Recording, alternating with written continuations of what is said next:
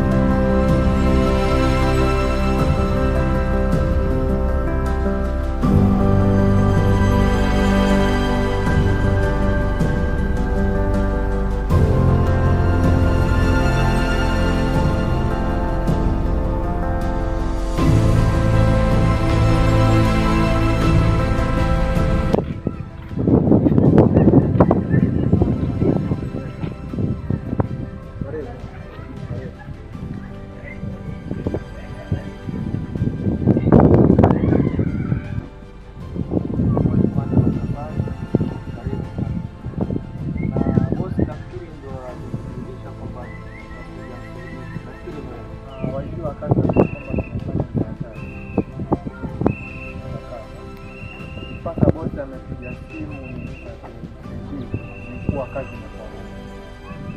na mpaka sasa hivi kuna mauaji sana. Nimesahau kwa sababu mimi nilitarajia kazi aliyosema bosi na watoto wawili, lakini nilipokuja akapata makundi zaidi ya mawili. Kundi la wahuni na kundi la hao watoto ambao kwamba wanaingia sasa kujifundisha habari. Lakini mbona bosi mimi hajaniambia hivi? Ananiambia ni ya watoto, hakuniambia hayo. Ni kweli hajakwambia kuhusu hapo kwamba ametokea huko, lakini mimi nambekuwa huko na nilipomwambia kazi imekuwa ngumu, sikumueleza matukio yote. Nimemwambia tu kumekuwa na mauaji, bosi akakutuma wewe. Sasa mimi nakupa huu ujumbe, lakini kwa sasa niko haraka. Nikifika nyumbani nitapanga wakati nitakuja kukueleza hilo jambo. Asante. Kwa haya mazingira samani sana. Nakumbana kwa kwamba umeelekeza na bosi. Kwa kama ndo makazi yako tutakuja. Sawa. Pamoja.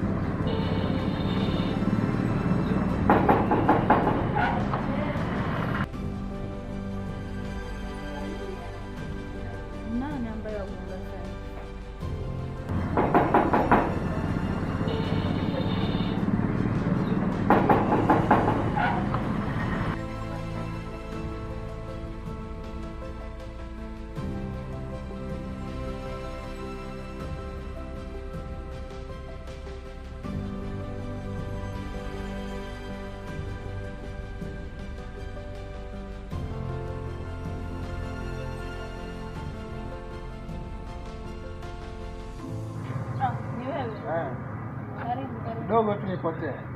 Kumbe ni hapa. Asante sana, asante sana. Hapa ndio nyumbani?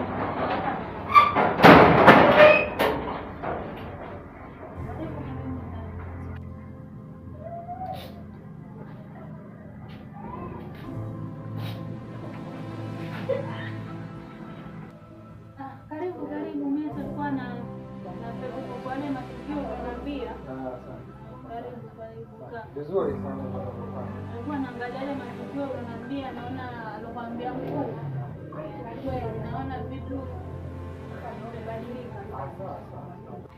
Ngoja nikupate maji. Asante, asante. Maana hiyo jua ni kali sana. Sana, jua kali.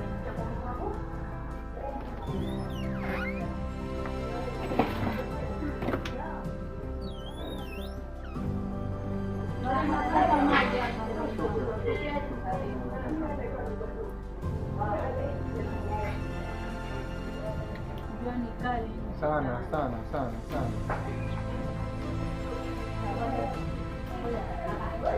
Sijui umejuaje kama nina kiu?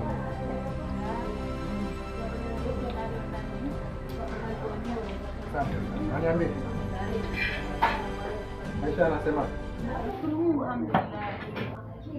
Sasa mimi nimekuja kwa lile lengo ambalo kwamba sinakwambia. Je, kuelezea kwa umakini kuhusu yale matukio. Ukweli kuna mauaji ya kikatili ambayo kwamba yanafanyika, ambayo kwamba si mazuri, na mimi ninachokihimiza hapa, hii kazi natakikana ujiepushe na mambo matatu: huruma uliyotoa, mahusiano mbali na urafiki wa kudumu. Mambo matatu ambayo kwamba nakusihi. Sijui kama umenifahamu. Na hii kazi kiukweli si rahisi kama unavyofikiria. Ngumu.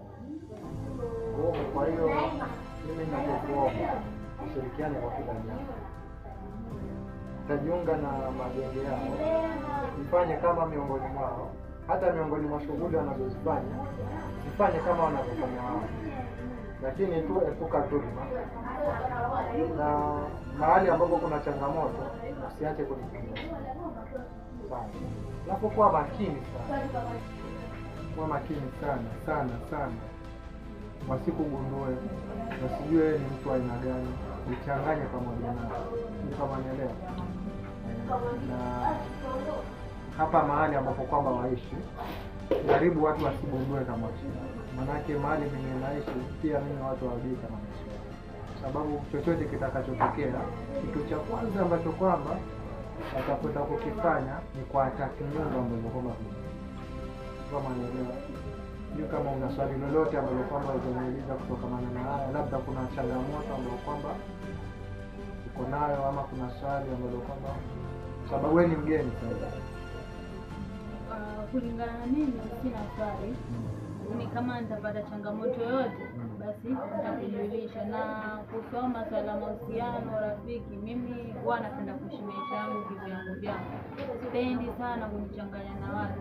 Kwa hiyo kuhusu hilo wewe ndio shaka. Ni kweli, lakini wewe ni mtoto wa kike. Kwa hiyo kukupata adhari ni jambo muhimu sana. Sababu mara nyingi kazi huwa zinafeli kwa sababu ya mahusiano na urafiki. Kwa hiyo jitenge sana na hilo jambo. Mimi nakuaminia. Na na imani tutafanya kazi pamoja, tutafanikiwa pamoja. Basi karibu nyumbani wewe. Wote utakunipigia na ukafika. Mimi nashukuru kwa kufahamu. Basi inshallah tutajuliana. Karibu tena. Asante.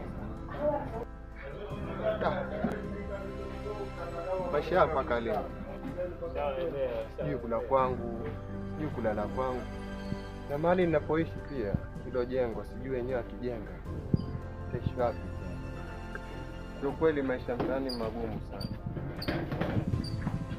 Na wane huruma wale ambao kwamba wana wazazi wao wanawafundisha, lakini hawana bidii na kusoma. Mungu wewe, tuangalie na sisi waja wako, tuhurumie na sisi, tujalie tuwe katika misingi bora, maisha yetu yaje yawe mazuri.